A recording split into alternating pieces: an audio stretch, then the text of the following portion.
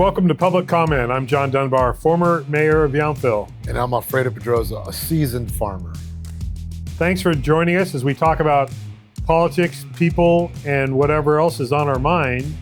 And what's on our mind today, especially, is recapping our third season of this podcast. John, I don't know how we made it to a third season. Congratulations. Thank you. We should have those conversations, and people shouldn't get defensive. Introducing our audience to people that are part of our community. Now, I'm going to keep an open mind. We've covered the business side. We've heard from principals. Well, like now what? To speak to the issues, to policy, not to attack people. We've had 24 episodes this season. 24. We're at 64 episodes. Some people, I'm sure, thought we'd get through 3 or 4, but I'm really pleased with how all 3 seasons have gone. I think we had a really strong and diverse group of guests this season. And I'm looking forward to continuing to do that. But let's look back a little bit on some of the highlights. Any particular guests that you remember in particular, or some of our porch talks, our speed rounds? We've done a little bit of everything. John, you're testing me. You're asking me to remember things. I wrote them down in case you want me to read off. No, look, I think, the conversation with Rob Eiler was, personally for me, was stimulating, right? Because I don't miss politics. I do miss the stimulating part of public policy and solving a problem that's bigger than you or I. And I think when we talked with Rob, it was a global picture, but getting that into the brass tacks, that was fun, right? And the reason we started the pod was to bring a forum to conversations like that, John. And I think with Rob, we did it. He's someone that's respected. He can talk about, the in the weeds without getting lost in the weeds. So I thought that was cool. We just recently published our election season special episode, and I was really pleased that we had both Congressman Mike Thompson and Eric Jones, who has made the runoff against Thompson for the November election for District 4, the congressional seat. I think that was really important that we provide platforms for both of them, even before we knew, we were before the election, the primary, and we gave platforms and an opportunity for people to hear what each of the candidates themselves, not their mailers, not their surrogates, but what they each had to pitch for their candidacies. And I know this is your idea, John. Maybe we offer to moderate a debate in the future with them, right? I know that would get you very excited. I know, I keep bringing it up. But like what I'll tell you, because we talked about that race, right? We got to make sure that we give people an opportunity to run for office and tell their story. And whether they have 2 pennies to rub together or, $1 million, I don't care, right? And the people shouldn't care. And I mean that not to demean the moment, but I did not appreciate some of the rhetoric that was going around Eric Jones because he was spending money. That's his ability, right? To spend money if he has it. And that shouldn't be seen as a negative. Judge the man on his character and what he wants to do, right? But to say that he was spending his own money so he's an out-of-town venture capitalist, he puts his shoes on just like you and I do, John. He's an American just like you and I. Since when is that a bad thing, right? But at the same time, Mike Thompson should talk about his record and should be proud of what he's done, right? And talk about that and run with that. So, I do want to spend more time on that, and I hope more electeds come in and we hold their feet to the fire a little bit more, John, because the press doesn't do that, right? Eric will go to his camp and they'll sing his praises. Thompson will go to his camp and they'll defend him like he's a savior. Both are good people because they're running, right, to serve the public, John. We got to go back to those fundamental basics, right? And I think we kind of did that by bringing them both on the pod. If the county supervisor races had any opponents, we would have invited those candidates as well. And maybe when we get into July, when we plan on starting season 4, we will have the municipal elections in November, and we can consider having candidates for those races. It might be interesting to have at least the candidates for mayor, if there is opposition, to see what's really motivating people to run in those races too. I like the AI, right? When we talked about that. With Andreas, yeah. And how complicated that is and how it's a competitive advantage. And I've been thinking more and more about that, right? And I listened to other podcasts and how it's fascinating how AI has become weaponized. Like you have some camps that say, oh, it's bad. It's going to eliminate jobs. Then you have others that are saying, hey, it's going to create efficiency. It's going to raise the standard of living for people. And people need to listen to that. But you need to hear people like Andres who's saying, it's my business. Here's what I'm doing to coach, to do seminars. You need more of that. And you shouldn't be scared of it, right? He was also emphasizing, I think one of the biggest takeaways from his episode was the need for Napa Valley businesses to engage and use AI as an asset, making sure that especially small businesses are part of the searches that people are doing now because they are using AI, they're using the internet to plan their visits here and also to plan how do you market your products, whether it's wine, food, retail, whatever it is. Yeah. It's a tool that can be used, and if you're not using it, you're falling behind. Yeah. We also had Jerry on here, right? And I really enjoyed her perspective of economic development in the Chamber of Commerce and really looking at kind of chambers evolving too. It's not just doing ribbon cuttings, it's stepping up. And I'll say this, like I was looking at, you have the Downtown Association, you have all these things. I think we got to rattle those cages too, John. Jerry might get mad at me for saying that, but I think you need to make sure that our businesses, our small businesses, right, are thriving. That's going to require some reform around advocacy and business associations. Yeah, I think I agree. Jerry's conversation was really enjoyable and also pretty thought-provoking because it takes a lot for businesses to be successful year after year. Yeah. You know, not all businesses have the ability to, really market themselves on a national. John, I can't hear you because we got a small business that's doing landscaping. Should we pause for them? We might want to take a pause and we'll come back All right. in just a minute. All right. John, we pause for a small business to keep doing their job. We want to support our small businesses. Yeah, great landscaping company.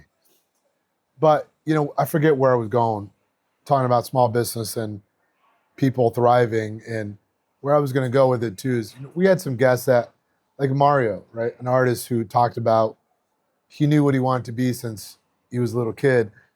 And I thought that was cool, right, John? Because a lot of what I see is happening with the next generation is they're growing up with social media and they think they need to have their life figured out. And it's some do, some don't. And I think we've showed different walks of life of how some people know, some people don't. Lee Hudson was another one that talked about, he always loved being outdoors. He loved horticulture. Yeah, he had a passion for growing things. Yeah. And I love that because you don't hear those stories. You see Lee and you see, gosh, the guy's made it. He has a beautiful ranch, Carneros. But to hear his story, John, that's cool. And we've talked to chefs again this episode. We talked to Bill Dodd, our former, county supervisor and also our state senator, assembly member before that, and, kind of life after his elected service. And we certainly know some of how that feels and just, what to do after that. Of course, we all go into consulting, but there's so many individuals that I really am happy that we've had on here. It's been kind of the core focus of our pods from the very beginning, not just the two of us talking and giving our perspectives, which I think has been helpful, but also introducing our audience to people that are part of our community. Well, Ken Frank, right? Mark Doman, who talked about, yes, they wear the nice coat, but it's the people that are there that are providing critical jobs that make them succeed. And those stories, again, don't get covered by the register and the 10 questions of people they want to profile. They're talking about the people that are doing it, right? And that's what I appreciate about Mark. I think it makes his food taste better, and same with Ken. But you need exposure for that because that's what makes this engine work. It's people like that. I'm using my cheat sheet list here also to just go back on, we've had Joe Nordlinger talking about Napa Firewise, but also the ballot initiative that since we had Joe on, it has qualified to be on the November ballot. So we're probably going to have either somebody representing the land trust or somebody else involved in that citizen initiative to come back and have additional conversations about that.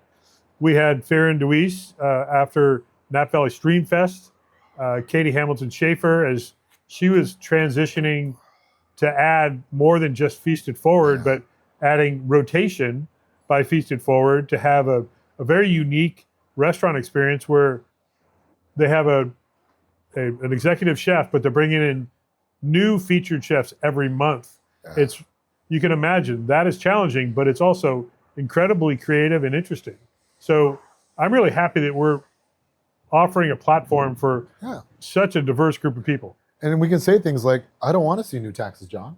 Now, I'm willing to keep an open mind, and I'm willing to see how there's accountability and transparency, and how it's not going to just fund more administration, right? Or that the county's going to evade their responsibility of making these investments because they're transferring the responsibility to the taxpayer. It's like, we should have those conversations, and people shouldn't get defensive because we can say, I'm inclined to say no new taxes. Now, I'm going to keep an open mind, and I want to hear it, but like that's what this pod should do. We said from the very beginning we want to highlight issues, people, but also issues that matter and that are relevant to Napa County, and certainly the financial status of the county, but also the individual jurisdictions and how they're operating. I think that with the general election happening in November, we're going to have an opportunity to dig a little deeper into some of the hot topics. I mean, all three Up Valley cities in town are looking for new city manager leadership. What is that going to look like? Yeah. You know, we'll probably touch on that. You know, here it is when we're recording the final episodes of season 3. It's June, and we had DJ Rotten Robbie representing his very colorful life and career here in Napa. Mark Hand talking about the status of local news and the media platforms in general. You know, we recently just finished our conversation with Rob Eiler. I mean, we're really touching a lot of different sectors, and I'm really happy with that. Look, I do want to thank people that are listening, right? Because in spite of, you know, those that wanted to see us fail and probably were rooting for us to fail, you know, people are listening. People approach you more, maybe. But it shows that people, I don't take that as them wanting to listen to us. I take that as people wanting information. And I commend that, John, whether it's our podcast or anyone else. They want information, then they make the best decision. You need more of that, right? And as we go forward, right, I would be curious to know what people are interested in, right? Like, what are the topics? What are the people, right? Because there is a space for podcasting, right? There's a reason why it's become successful, because it's creating an untethered, uncensored medium for communication. So I do appreciate our listeners. I do want to give a shout out to Caleb, John, who makes all this magic happen. You in particular, I know the editing that he must have to undertake, right? To make us sound smart. No, Smarter? I didn't say that, John. You said it. But you got to give credit. And I do want to end on a high note, John, because I think this has been a great experiment that we've been on. I'm not saying that because it's ending, John, so I don't want you to lose sleep. But we started this with a crazy idea, right? And now we're how many episodes in? This is 65. 65 episodes, John. That's pretty damn cool. Yeah, I'm proud of it. Let's not forget, we actually had a demonstration with Derek Bromley and Ohm Coffee, who was, along with Jerry. Jerry was our first sponsor to buy a microphone. Derek was our first sponsor to provide our theme music from Mama Said, The Needle, which I appreciate. They've got their second album they're working on, so we might have them come back when they do an album launch later this year. I'm looking forward to having other guests. We've already talked to some folks that sound like they're interested in coming on, and so I'm looking forward to that. Sorry you're allergic to the beautiful summer afternoon John, we're having. Being a farmer, you're outdoors and you're one with Mother Nature and all the pollen that's out there. But look, in terms of looking ahead, you know, I do want to shift more towards problem solving, John. So I just don't want to be a flamethrower. Not that we are, but like I want to pivot to, okay, well, what are we gonna do about it, right? And that might mean bringing more principals on. It might mean bringing someone from the environmental camp who believes everything's in danger, right? Or someone that says we shouldn't change the definition of an ag. And I think it has to be on the table, right? So I am curious into that space because we've covered the business side. We've heard from principals. Well, like, now what, right? And that's an area that's complicated a little bit more. And I'm curious about that.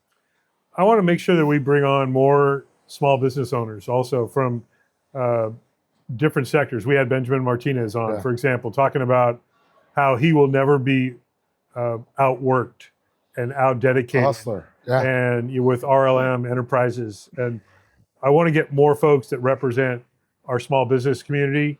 I think there are some retailers out there that we can highlight that people might know their names, but they don't really fully understand what they do for the community.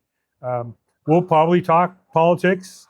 We'll do some more of our porch talks and our speed topic rounds where we just do a little superficial, coverage of certain topics and then set up a deeper dive later in season 4. One thing I want to emphasize, though, and this is really for our audience, is it is not free for us to do this. And we really are looking forward to getting support, some sponsorships. So are you going to send something out, John, or what? What are you doing? We are going to be. Well, what are we doing? We are going to be sending out requests for financial support. We have a Venmo account. We have, we've gotten really official. We have an LLC, Public Nelly. Comment Productions LLC, and we'll just invite folks that want to support this platform that we have. We look forward to continuing to get their ideas about guests. We've received several ideas from folks to say we'd like to have a certain person on. We'd love to keep doing that. I want to acknowledge, even though he has said he needs no recognition, but Michael has been the one person that has responded to every single episode by going to publiccommentnapa@gmail.com and shared his thoughts. He's been very supportive and really helpful to get a perspective of what is it sounding like to the audience. Yeah. But look, I also want to thank you, and I don't need to be thanked back, just to be clear, right? That's good. Because you've had a vision, right? And we're not doing this to get rich. We're not doing this to make money. On the opposite, it's costing us money. But we are doing this because we care, right? And I hope a lot of people see that, even though we had a career in public office, we're doing this because we care, right? I could go be in the vineyard, or I can go do consulting, but we're both choosing to do this because we're coming from a place of care for this community. Now we can say things, right, about people or things, but we're still wired to make a difference. We're still wired to improve this place, because if this shit burns up, we're going with it, right? Yeah, I think that there are some that, one, as you pointed out, probably would have liked us to crash and burn after a couple episodes and just give up. I hope that's just a couple people. But also, I think there is an appreciation that we aren't just bitching, that we're not second guessing everybody just to do it because we could.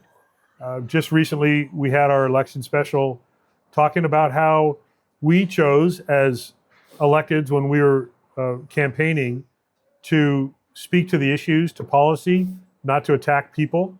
I hope that's what's happening going forward. But you're right. We do this because we see this as a community benefit, and I want to keep doing it. And we can only keep doing it if we get support from the community. So I look forward to that support. We'll find out if what we hear from some folks is, what more people feel is this is helpful, it's interesting, it's fun, and they want us to continue, because I certainly want to keep going. And I want to keep talking about sports fields. Well, this is World Cup season right now, so we need to talk about how do we generate that next level of talent. I know in your own household, you've got an emerging soccer star that you just might want to keep, promoting and being that crazy sideline dad. Oh, John, I have a beautiful sports field in our home. No permit required because it's grass. But I don't want to do that, John. I want our kids to have good fields. And look, by the time sports fields are done, my kids will probably not be playing it. They'll be in college Yeah, or beyond. But that's the whole point. You got to throw it out there, do it for the greater good, and move on. So, Well, what I'll just speak to the audience for a second. We look forward to continuing this platform. Again, we want to thank so much Caleb Sutter, his wife Heather, for putting up with us taking Caleb away so many hours, not just when we record, but so many more hours. He's so good. 1700 Film. He's an excellent support, a great producer, and we couldn't do it without him. We hope to do another 65 episodes. all right, John, you're optimist, but I'm gonna. Well, we still have the general plan ahead of us. Oh, Jesus Christ. Cheers.